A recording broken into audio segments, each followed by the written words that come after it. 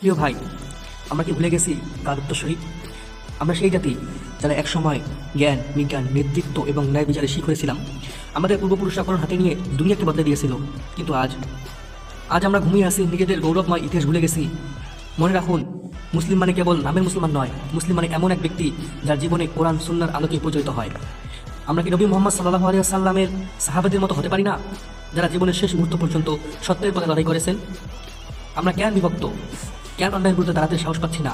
আল্লাহ বলেছেন, তোমরা কি ধারণা করো জান্নাতে প্রবেশ করবে, অথচ তোমাদের উপর এমন বিপদ আসবে না যা তোমাদের পূর্ববর্তীদের উপর এসেছিল? প্রিয় ভাই, পৃথিবী আমাদের পরীক্ষার স্থান।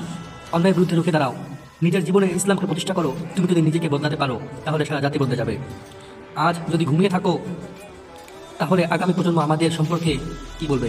এই জাতি নিজেদের ইতিহাস বিক্রি করে দিয়েছে, কিন্তু না, আমরা তাদের সেই লজ্জার উত্তরাধিকারী হতে চাই না।